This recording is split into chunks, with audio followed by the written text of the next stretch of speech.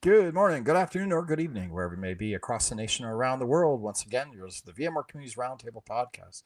This is podcast number 723. My name is Eric Nelson, and with me today, my regular co-host Bob Plankard. Today is Wednesday, May 21st, 2025. Bob, how you doing?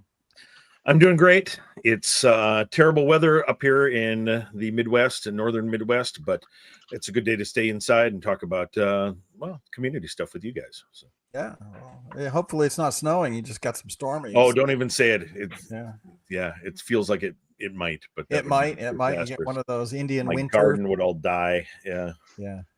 Well, there you go. On the show today, we're going to be talking about vCenter native key providers with blogger and community member Daniel Keer, and so we'll get to him and talk about what's happening with key management these days. And also Daniel passed his VCP-VCF certification, so we can do a run through with him on what he thought. We've gotten mixed reviews on how hard it was to pass that puppy, but he got through it, so we'll talk to him about that. And then key management as well.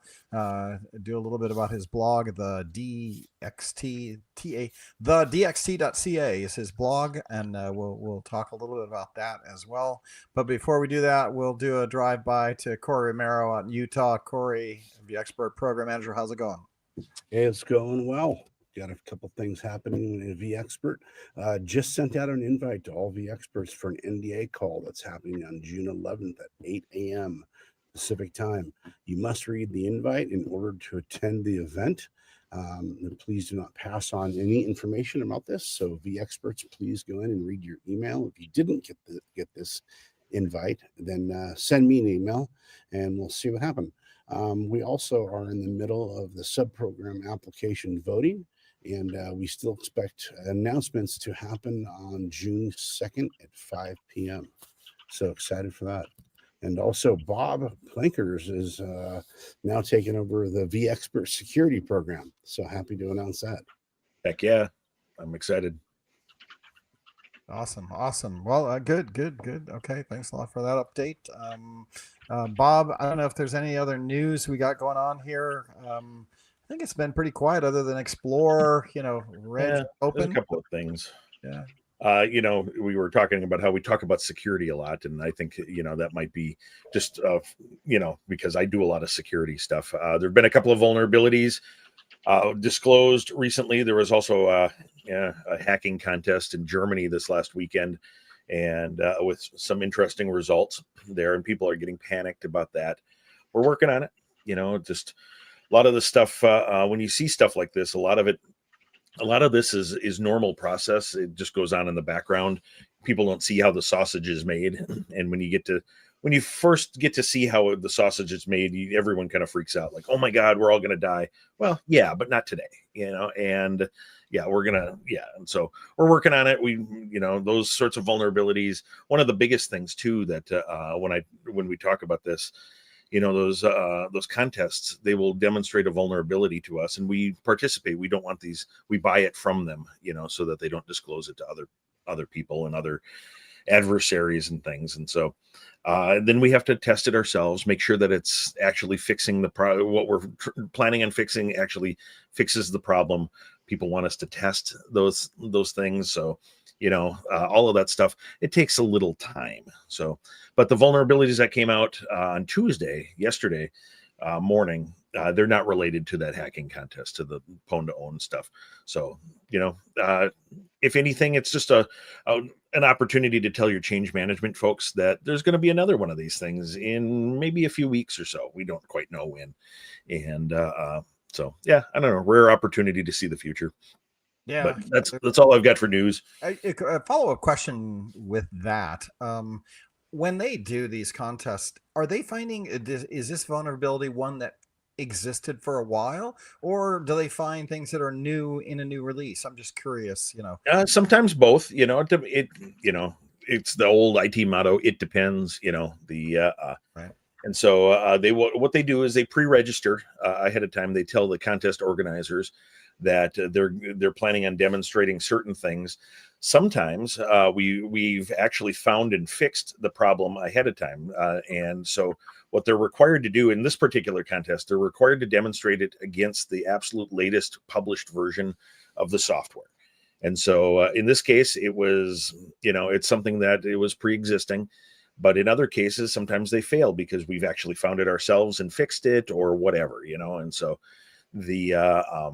so kind of a mixed bag there. Mixed bag. Yeah, not an answer. Just wondered if we were just finding the old bugs still, or whether it's a mix. So anytime we create new code, we try not to create new bugs, but some of our code base, there's weird interactions at times, and that's some of what was found, to be honest. And so yeah, and when you pick up new libraries or new functions, and you're using, like software is complex. There's a lot of dependencies. Yeah. So you find stuff in things that we're using from other vendors and other things. Yeah, open source, open source stuff. Like, I don't know. It's complicated. You're right. Well, another shout out, UserCon Denver, May 29th. That's next Thursday. Yeah.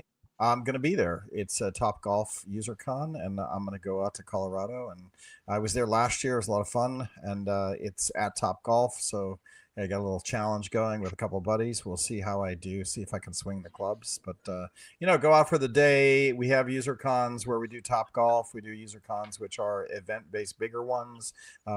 There's going to be one in Belgium on the 5th of June coming up.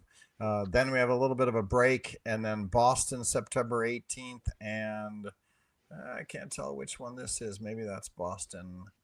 There's another one in September. Oh, UK UserCon is also September 18th. So they're out there. Go to vmug.com and look for your event. Sign up for your chapter meeting. I'm going to be in Denver next week, and looking forward to saying hello to some people. Yep, Thursday, all day, fun time. Yeah, that should be fun. Yeah, good times. All right, well, let's get back to the show, and let's talk to Daniel Keer. Daniel, we always, in community podcasts, we just want to ask you, tell us a little about yourself. How did you get here? What's the 4-minute elevator pitch of who you are? What does your career look like? How did you get here, and what do you work on these days? Well, I am Daniel Keer. I've been working in the IT space for a number of years. The interesting thing about it is that I am all self-taught. A lot of it is just kind of playing with things in my home lab, questioning why things do what they do and how everything functions, and breaking a lot of things, learning the hard way what write mem does on a switch, and just kind of figuring stuff like that out. I'm based in Calgary, Alberta in Canada, and I work at a managed service provider, and we do IT for a bunch of companies, and it allows us to kind of have a whole testing ground to play with new things and test out stuff. And yeah. Nice. Yeah, there you go. Right. It is kind of cool do you guys have an on-prem test environment? So you're not doing stuff out at customer sites, or do you do a mix of, when you're looking at new functions and new capabilities, do you do stuff on-prem, home lab, whatever, then take it out to customer sites? Or does customers have, dev environments or, hack environments so you guys can look at things? I wonder how that was working out for you guys. It depends. In most situations, I will beta test a lot of things in my home lab and kind of see how it functions and then roll it out to production. A few customers do have a dev environment, but it's not a copy of everything. Having like a test and prod firewall isn't usually very cost effective, so a lot of places won't have that. But I have a home lab, so I kind of test things there. It's more common that it's kind of, you might beta test things at home and then see how it functions and then deploy it live.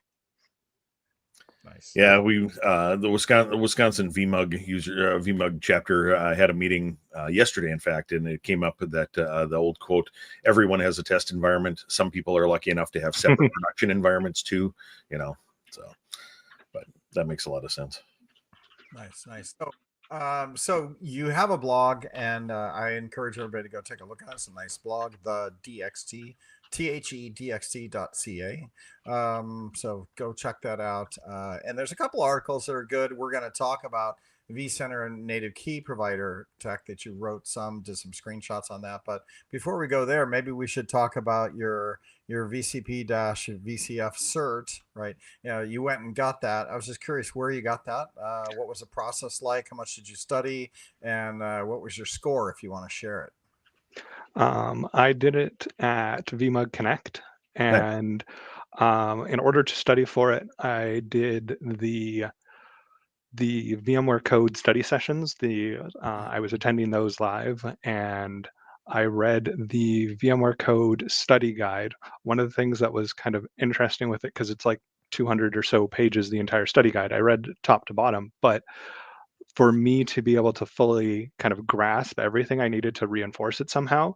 So a friend of mine told me about Notebook LM, and I was able to take the entire PDF of the VCF study guide and dump it into Notebook LM. And then with that, you can actually have it make a podcast of the study guide where you have two That's AI fun. hosts that were kind of talking about all of it. And it was like a 70-minute podcast episode, which I listened to the entire thing of, and it helped kind of reinforce everything.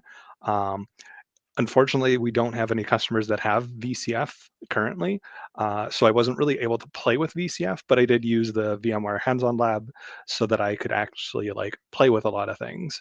I think one of the things that also was beneficial was the fact that I've been playing with vCenter and ESXi since I think like version 6.5, so not super old, but long enough that a lot of that helped with a bunch of the questions. Yeah, that's interesting. First Notebook LM, that's fantastic. I've done some of that too. You give it a slide deck, makes a whole presentation, or give it a document, makes a whole podcast presentation of all the data. It also goes out and looks online to augment it. So it looks at your data in what you give it, but it also will search Google because it's from Google, right? And then augment the conversation based on what Google gives it as well, which is really kind of cool. Yeah. My actual score, I had to look it up, was 364. Nice. So 300 pass, 364, Yeah. no problem. And I think the biggest one that I've heard is like people that don't use NSX maybe gets kept ARIA, a little bit of ARIA, and then Cloud Manager or for the install, or SDDC Manager. I'm not sure what the name of it is. Some of that. Did you find that any of that on the test that you were surprised at, or at least the study guide? And you can go to code youtube.com/VMware code. All those videos are still up there, and we're promoting to those. So were there any topics that you went, oh, I'm glad I studied? I wouldn't have gotten that just knowing vSphere. Yes, there was a lot that I was like, I am very glad I studied. I got a bunch of like ARIA questions. I don't think I got too many NSX, but like having done the study session, I felt like I was very prepared. Because I did the 2025 edition of the VCF admin exam, and having done the study session, I think that for sure set me up for success. Because if I hadn't, I wouldn't have known the answers to a lot of the ARIA questions. And I think one of the other, I did get some like Tanzu based ones, or vSphere Supervisor, I think now. Yeah. And if I hadn't played with Docker at home, I think I might have struggled a little bit on those, but I kind of had a bit of the basics of Tanzu, because in Calgary, we have a local VMUG chapter, VMUG Calgary, and they did an event where it was kind of how Tanzu works, and which was really cool because you got to play with it. And they did an event a couple of years back that was about NSX. So that I think helped. And actually, VMUG Calgary has an event on June 13th. Cool. Okay. Yeah, nice. So, from your did you do this in order to get your Advantage Home Lab license, or Yep. that was the motivator? Having looked at it, and everybody grimaced about, oh my gosh, I got to do this to get my Home Lab licenses now, right?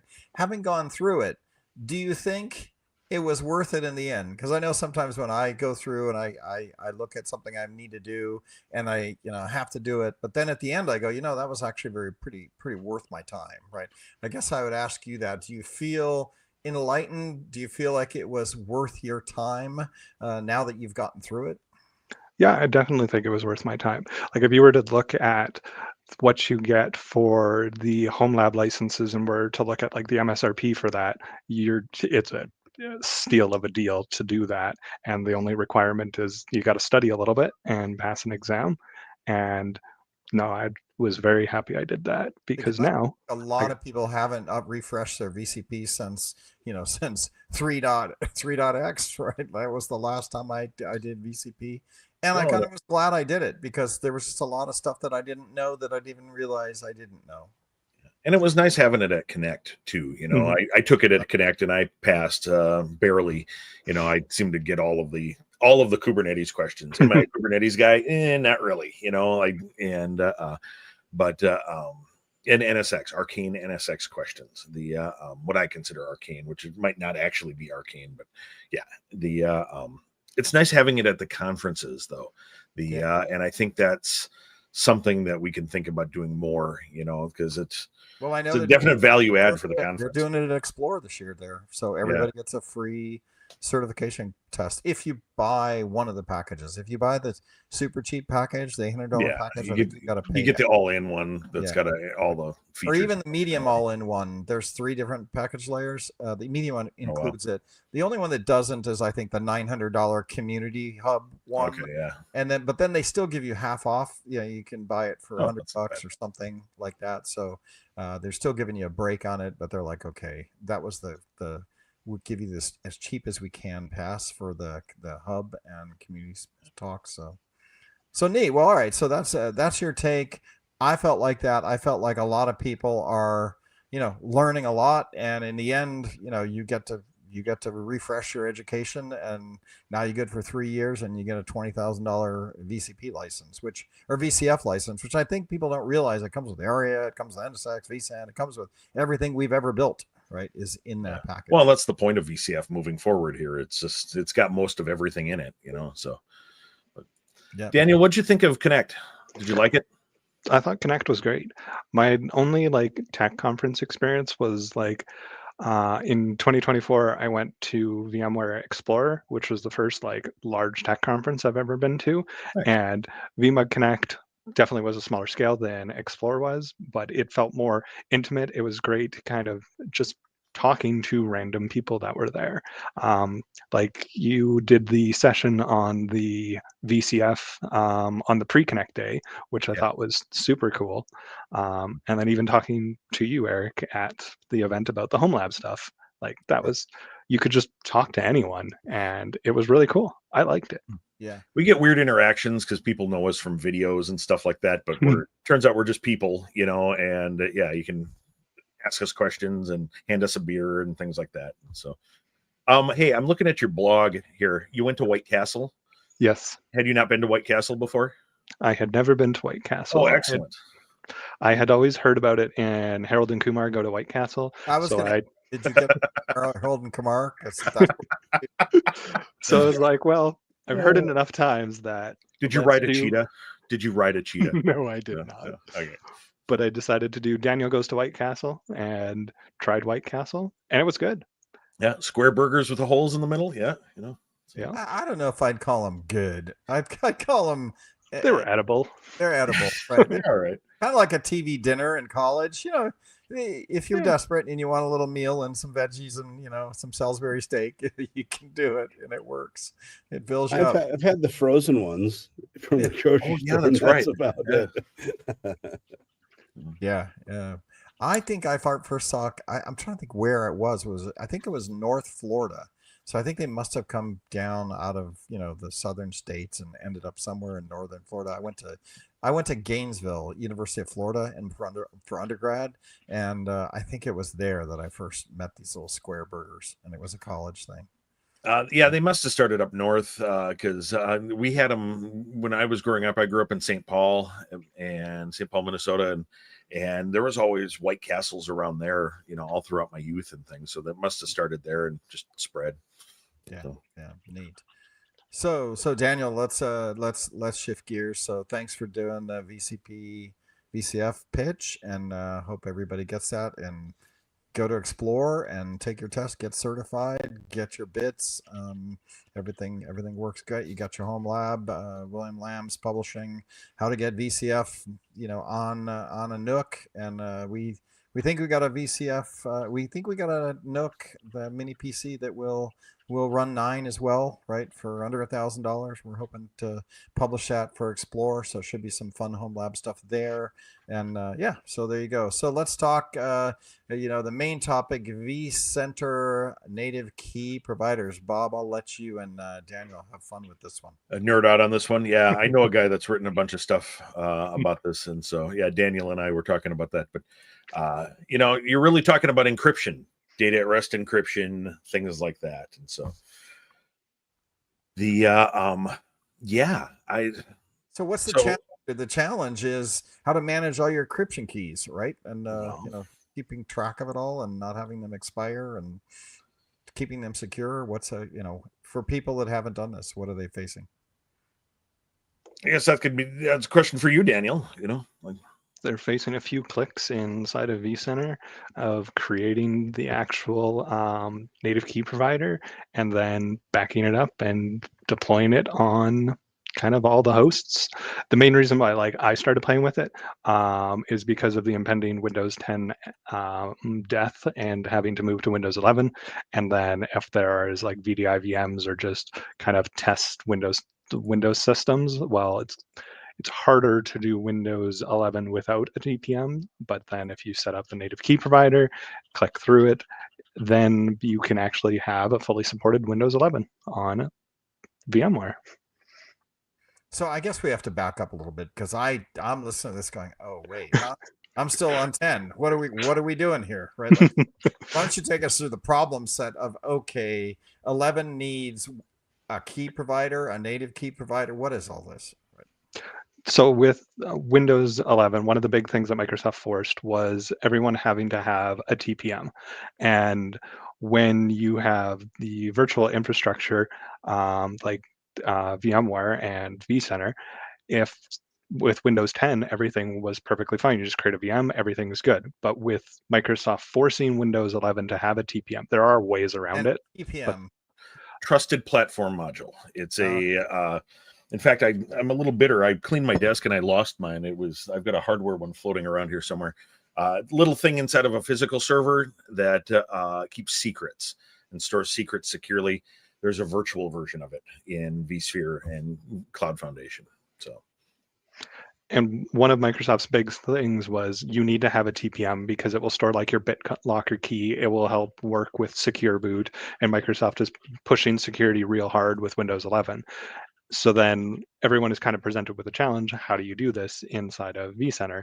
And the easy solution is you do a native key provider in your vCenter, which then unlocks the ability to create a virtual TPM, a vTPM, and then you can just allocate that to a Windows 11 system, or you can even add it to a Windows 10 system to in-place upgrade from 10 to 11, allowing you to do all of the Windows 11 stuff.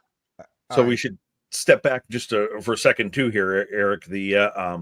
So why you need a key provider is because you need encryption. The virtual, so a real hardware TPM is neat, but we don't present that to the workload itself. We don't present that to the VM itself because that would prevent vMotion, for example. How do you, if something is stored on one physical host, how do you move that VM around? So we keep the secrets by encrypting. So all that data that the workload stores, that Windows stores, the key needs to be stored somewhere outside of the, and it needs to go with the VM too. What does that? Well, VM encryption does that. So we encrypt the a few small parts of the VM itself, the NVRAM file, for example, and we use VM encryption to do that. And so what native key provider or standard key provider, any key provider enables is that encryption. And so that's why that's important too. Okay, I got one other, easy question for the guys who are listening to this. I have Windows 11 box. I swear I have a Nook that has Windows 11 on it. And I don't remember doing anything. I remember just getting Windows 11 and it booted up and ran. But it was probably pre-installed on the Lenovo Nook or whatever it used to be the Intel Nook. I swear I didn't do anything. Is that just because on a normal Windows box I just have that embedded somewhere as a service? Yep. On basically any system in the last, I forget how many years, but it's been a while, that systems have just been shipping with TPMs. It's different in the server world, because And sometimes they why? don't. Why don't they ship? Oh my goodness, Daniel, you Budget just cuts. push my buttons, man. Like drives me nuts. Desktops have all this goodness. Yeah. Anyhow, I'm sorry, I derailed you. And All right, what you derailing on, Bob, is because why don't servers just have a TPM in them? Right. Like let's just put one in there. You have to somehow remember to order it with your server and hope that somebody along the way doesn't rekey your order. That used to happen to me all the time, and they'd forget the TPM because what is this thing? It's $50. We don't need that thing. That I don't understand it, so we'll leave it off the quote. And somebody would order it. Not that I'm bitter about any of this stuff, but my goodness, But one advantage is you can do native key provider in vCenter without your hosts having TPMs. Correct. It's probably not the most secure idea, but you could. But it's do abstracted. Meet people where they're at. It's better than nothing, right? And so yeah.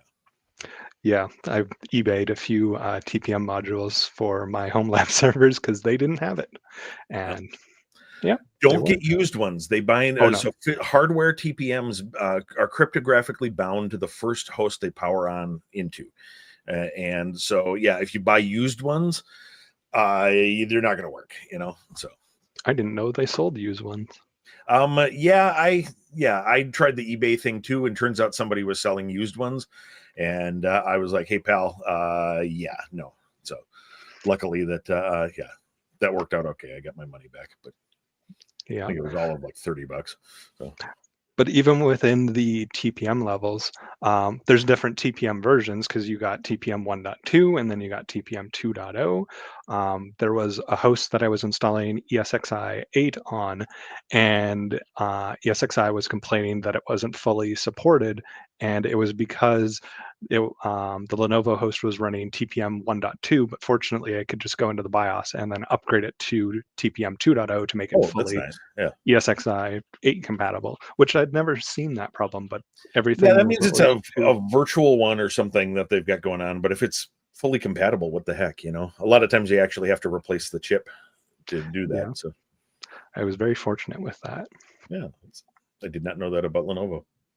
I don't know if it's all the models, but the one that I did have, fortunately, I was able to upgrade it, and I wrote a whole blog post about it.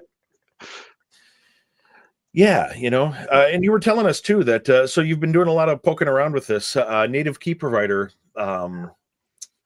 and key providers in general. And I was looking at your blog. In fact, I just pulled up my test environment. You've been doing a lot of security stuff here, and that's actually pretty cool. So what else about native key provider? So I have a question on that. Yeah, what's up? Sort of blog, right? I go through it. I go, okay, looks like you just go in to the configure tab, right? Log into vCenter, go to configure tab, and under the security section, there is key providers, and then you add native key provider. So I'm not needing to install any additional software to vCenter. They just got this baked in, and all I'm doing is setting one up, right, and naming it, right? Is that correct here? Yep. Blog. The answer is yes, right? Yep. Yes. That was a very quick yes. Yeah. Yep. Okay. Naming is worth talking about a little bit here too. Key providers are found by their name, and so if you've got, there's a lot of different ways you can set these up.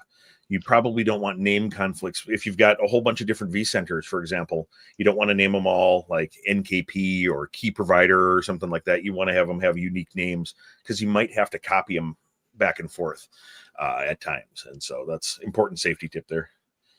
So once I do this looks straightforward. Your blog article just shows the 2 or 3 panels you click on, create the native key provider, name it, and away you go. When I'm setting up my VM, is that like a VM property now that I select the Windows operating system, or do I have to actually and then tell the VM what key provider to use, or do I have to actually go in the operating system once I've booted it up and make that connection? How do I make that connection back to this key provider? So if you create a VM, let's say it's a Windows 11 VM, and you want it to start using like the TPM, you would then go to that VM and go add virtual TPM, and then it would have the TPM module for itself. But you can also, When you say it, go to the VM, you mean go into vSphere and edit yes, the VM. and yeah, edit the settings on the VM, and then you can add hardware, like you would add like a NIC or another hard drive. You could just add a virtual TPM, and then that functions. It will by default use whatever the default native, because you can have more than one native key provider in your vCenter, but only one can be the default. So whatever the default is will be always what is used. And if you look on Bob's screen share, you can see can add a trusted platform module Yep. by just And then, editing. yeah, and then it shows up as a security device. And okay, you And can then say now, okay, and and now then it's Windows 11. yep. Well, it's yeah, or you can run VBS or whatever you want. Windows Server supports all of the stuff, and there's a lot of stuff going on there. But you'll get this little lock symbol, and that means that it's encrypted part of the VM. So now you've got an encrypted VM here. And yeah, and I've got a native key provider already configured. The in this case, I was demonstrating. I configured it. I was demonstrating that you can copy it. There's some organizations that use the same native key provider everywhere, and then which is a valid thing. Then they can move VMs back and forth seamlessly between clusters and vCenters and that with cross vCenter vMotion, all that stuff. If you've got the same thing in both places, you can That move it was around. my next question, Bob. So I didn't look at your screen when you were sharing that and doing the VM config, but does it let you to select any TPM there, right? You don't have to select the vCenter TPM. Oh, well, or a key provider. So when you do it that way, you pick. It'll use the default. You'll set a key provider as the default, and the default can be set on a cluster basis too. So this is actually something I didn't actually realize existed until one of our engineers clued me in the other day. So you can set it on a cluster basis. So if you've got one cluster that belongs to one customer and another cluster that belongs to a different customer, you can have different key providers as the defaults for them. So, Oh, cool. I didn't know that. Yeah, well, you and me both, Bell, and so one of our engineers, Jesse Poole is his name. He's a great guy. Also Canadian, and all you Canadians are great. And was cluing me in as a solution to something we were discussing. So, but and so by default, it just uses whatever the. Well, that's interesting. Oh, it's because I've got the default checked there. But yeah, that is cool. So yeah, we've got native key providers, and like I was saying, you can just back this up. In fact, Daniel, you said you back it up.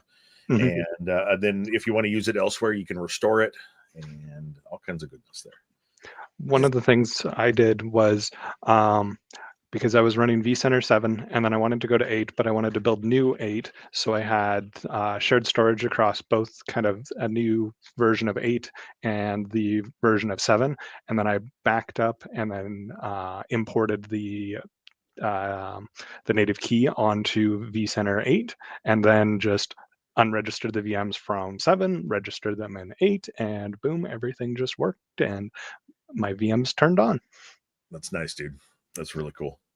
Hey, I was going to also note that if you give it a name, not my wife's name, but I've got autofill going on here. Native key provider, when you create one, this use key provider only with TPM protected ESXi hosts. If you leave this checked and your host doesn't have a TPM, you'll get really weird errors, and so this refers to the host TPM, ESX's TPM stuff. If you're having weird problems, what you can do is you can uncheck this or back up your key provider, and then when you restore it again, you just don't check that box. And here's the secret. If a host has got a TPM, it'll use the TPM for its secrets, regardless of what you say, either way. So yeah, so you can uncheck that. You can add a key provider. I called mine name 1 or whatever, but yeah, not backed up. So somewhere down here, it's prompting me to, I've zoomed in, so it's hard to see. There we go. I You have can just another generic yeah, question. what's up? TPMs. The keys that are stored in there, is there any way to see the encrypted key or know how many keys you've got stored in your TPM for all of these VMs? And is each VM key a distinct key for each VM? I was just curious. That's kind of a generic question. Daniel knows the answer to this one. I don't know if you can see the contents within a TPM, but I do, because actually I want to know if that's possible, because that would be cool. But that might also be like an exploit, so that might not be Right. possible. So that's why I wondered that. Well, and if I can derail you for just a second, Mhm. there's really only one key in the TPM. The TPM is not a large storage device, and so you can have 10,000 VMs registered in a cluster or something like that. To a You single know, key. and, yeah, and so storing all of those Right. keys need to be available on the hosts for HA purposes. So all of the hosts will hold the encryption keys in memory while they're running. So well, and it's actually a little different with native key provider, but it holds that data in memory. And so the only thing that's in the hardware TPM is the key for the ESX encrypted configuration. All the rest of it's in the encrypted configuration or in memory. So yeah, there's really limited stuff. So when we say that it's stored in the TPM, I say that a lot, and I'm taking a shortcut. I get called on it by customers every once in a while. That's not actually how it works. You're right. TPM is like an in-memory database that spins up, and there's only really one key in the TPM that. Yeah, the TPM, it's not big enough to hold, and set. Yeah, it's right. slow. It's like a modem. It's a serial connection on the motherboard, and so you don't want to use that very much. In fact, a vTPM is way faster because it's all emulated. So. Yeah. And one of the things within vCenter, as far as I know, in the UI, there isn't a way to see every VM that is using which, like if you have more than one native key in Right. your vCenter, as far as I know, you can't see which VMs are using which key. Like if you need to roll that native key for whatever reason, there's not an easy way to do it in the UI, but there is the Power CLI that you can invoke, and you can actually write a PowerShell script that will spit out that information and enumerate it and just list which one is using which by getting the key provider ID. I kind of went on a tangent trying to figure that out because I was learning about native key providers on vCenter 7. And in vCenter 7, when you click on the VM, it doesn't actually tell you which key it's using. But in vCenter 8, if you click on the VM, it will tell you which native key it's using if you have more than one. So I wrote a whole script to figure that out. But I did have questions about the native key provider because I'm working on a blog post that goes a bit deeper into rolling those keys. And the question is about, because when you encrypt the VM, you have the key encrypting key. And then if you do a shallow re-encrypt, then that will roll the key encrypting key. But if you do, if you also encrypt the disks, then you get the disk encrypting key. But my understanding is if you do a deep re-encrypt, that rolls the key encrypting key and the disk encrypting key. But if you only do a shallow key, will that break your disk encrypting key? So the data encryption key, the DEC, is what's encrypting the object itself. And so a VM like this VM that I just added a TPM to, it's got a data encryption key. And that data encryption key is written in the VMX file, the config file for the VM itself. And that might seem really stupid. Why would we put the encryption key in the file itself? Well, one, we don't just put it in there. We use the key encryption key to encrypt it. And so what's written into the config file is actually the encrypted form of the data encryption key. And so when you do a deep rekey, you're right. You change both the data encryption key and the key encryption key. And you get new ones that requires, that the VM has to be off in order to do that. And it'll go through and re-encrypt all the data, just like it did the first time when you turned on VM encryption. But a shallow rekey only changes the key encryption key. and so the VM can be on because it's just rewriting the configuration file, right? And so the VM can be on, and it'll just get a new key from the key provider and use that key instead. But if the data encryption key is referencing the key encrypting key, how would it be able to know that you've rolled the key encrypting key and not break the data encryption key? Well, it's because vCenter, when you trigger the rekey, the re-encrypt process, it will vCenter coordinates that. Basically, it will it tells ESX to do it, and then ESX will coordinate getting the new key and the new key encryption key, and then writing the change to the configuration file. So cool. So And yeah, it is kind of cool. If for the last 5 minutes of the podcast, you actually have to have a encryption manager to unencrypt what Bob and Daniel just talked about. You got to key encrypt the encryption. There's a lot. Hey, dude, this is a popular topic, man. Like this every day. I have the same conversation. Daniel just happened to step into it here, But no, it's good to have kindred spirits out there talking about this stuff because there's not enough of us. That begs the question: is there documentation in vCenter in the docs to walk you through this as because I could see a certification just on how to manage your encryption and moving from version to version and managing that, right? It's got to be a process. Yeah. Yep, there's definitely documentation. It's just the documentation wasn't clear on how the key encrypting key worked in conjunction with the data encrypting key. So I was like, I know who to ask. Yeah. Well, yeah.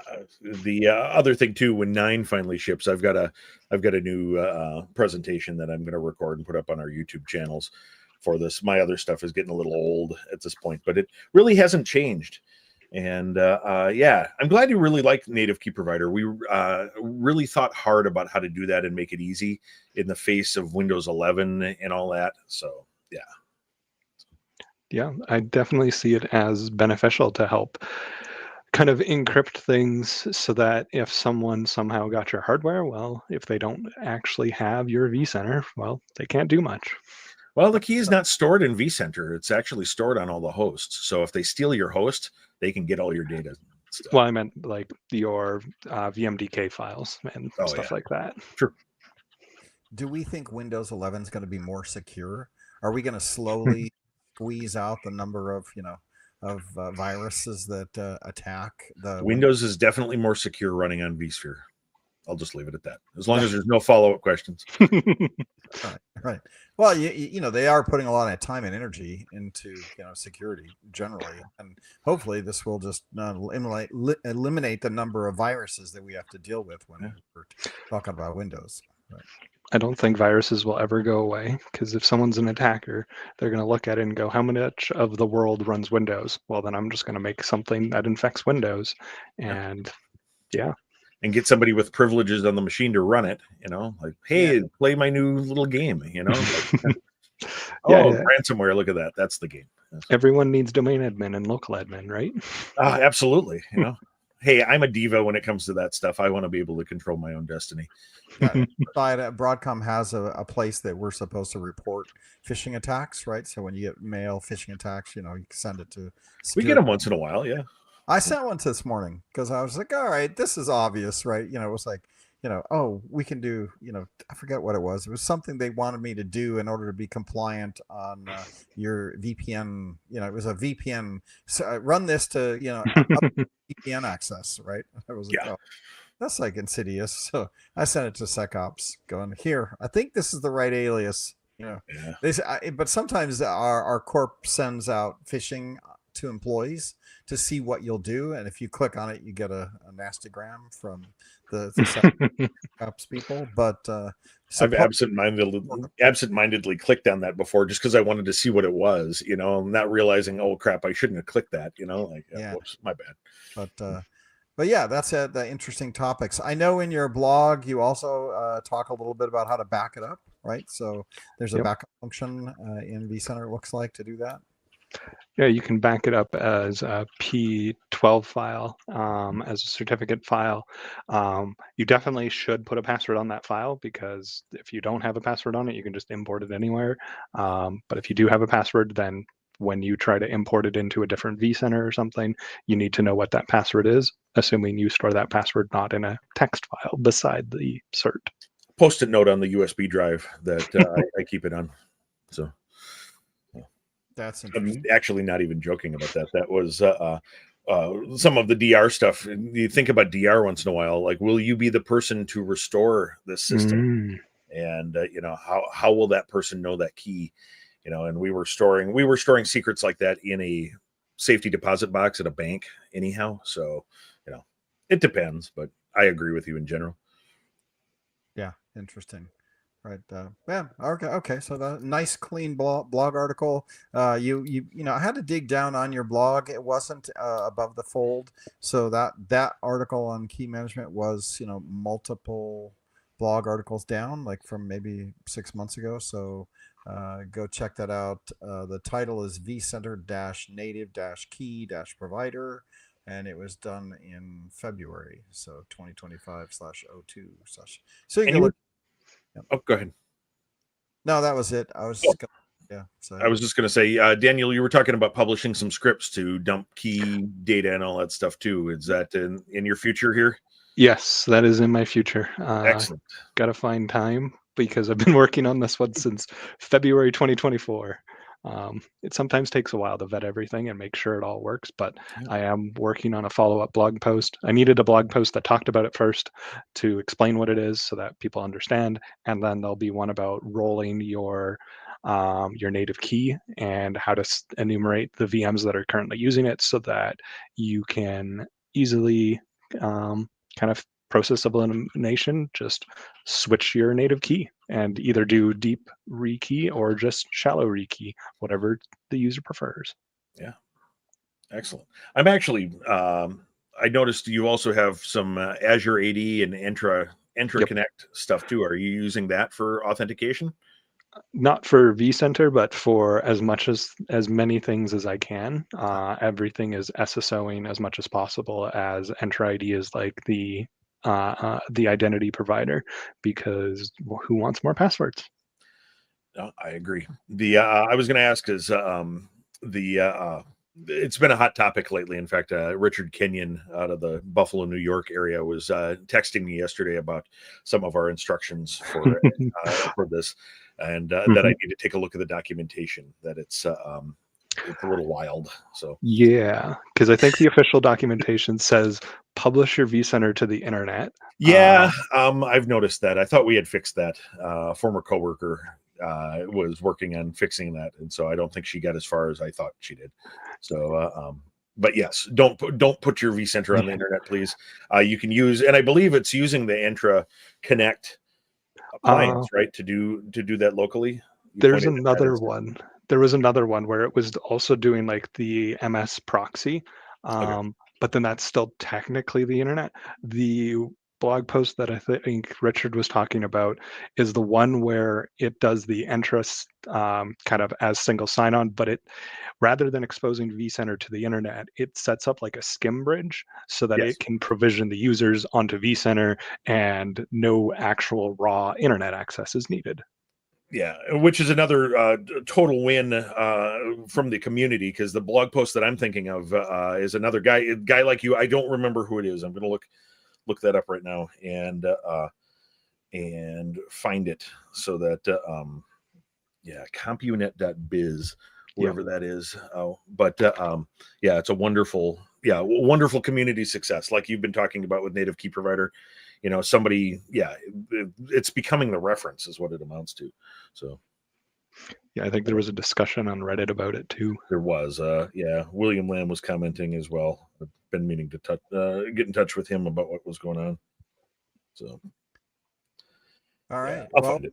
we've been going for 48 minutes, coming to Oh the my top of goodness. the hour. Nerdery. Always. It just drifts by. So great topics, great blog article, and good to drill down on this a little bit. So question for you, Daniel. We always ask, like, what excites you for the back half of the year? You're up in Canada, is that right? Like I Yep. think Calgary, right? Is that right? Yep. Yep. What excites you for the back half of the year? And then we'll get to some barbecue, right? Because we do stream on youtube.com/vbarbecue. You can go give us a like and a follow. If you listen this far into the show, you can go like us over there. But Daniel, what excites you for the back half of the year? In August, I'm going to World of EUC, and I'm going to be doing a presentation on application deployment with Intune and PowerShell. So I'm very excited about that. Nice. And the excitement of assuming that VCF9 comes out this year, then that will be exciting.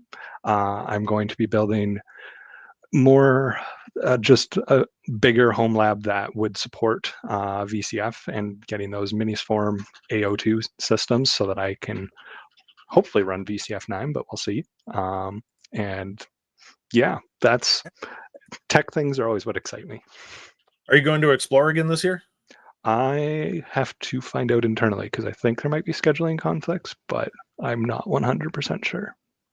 Cool. But I hope to because I went last year and it was great. Excellent. That's good to hear. Yeah, last year was a good conference. I'm hoping for the same. It's actually going to be more technical than it was last year. And so, yeah, come find us when you're there. I hope you can make it. Sessions on Intune and PowerShell, or in something in PowerShell. Intune, I missed the in. What was the in, and what is that? Intune.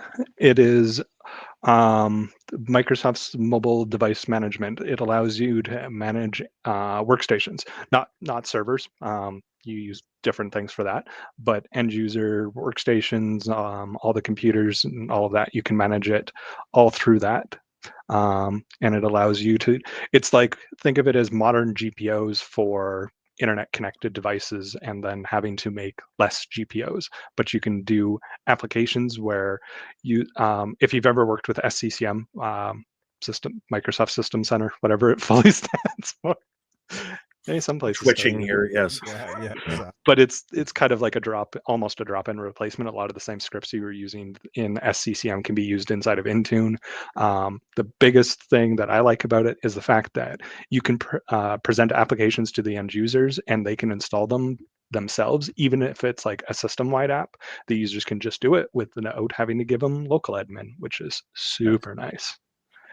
And yeah, you can also, like, I wrote a script recently because I was playing with Windows 11 on ESXi and I wanted to upgrade VMware tools, but I didn't want to do it through the UI. So I wrote a script that installs VMware tools through Intune. Nice. And yeah, look at that. That's news, and I like to pay attention to all things PowerShell. So I'll go look around, see what I see. Nice. And are you going to publish that deck somewhere? Are you going to publish the presentation on your blog? I will be publishing it on my blog. Yep. All right. Well, in August. Give you something to do. Yep. All right. Well, then the last thing in Canada, I think cattle is outlawed now, right? So you don't get to eat beef anymore. So you're eating veggies. So what do you barbecue out there? Yeah. What do you grill or smoke? Everything. It's the same as down in the States. Nice. What do you prefer? I like brisket. Oh yeah. Brisket's real good. I don't get it. I just crumbly. It's like, one of my favorites. Like barbecue ribs. Give me a pork rib every day. Or steak, but I don't think steak counts. Yeah, it does. Down in let's see, mid-central California, they're all about the steak, and to barbecue to them is just, don't put any sauce, don't even see, just how do you salt smoke and pepper? Yeah. How do you smoke it on a grill and make a nice piece of beef, right? Yeah, that's their deal. Crusty steak. And maybe they'll have a dry rub for steak too. They'll do a dry rub. Santa Maria, down in the central state, San Simeon down over there, where the mid central cattle region. Don't say steak is not barbecue. Tree, by your toes. Yeah. Yep. There you go. All right. Well, that's the end of the show. I'm now hungry for lunch. It's 1:06 p.m. here at time.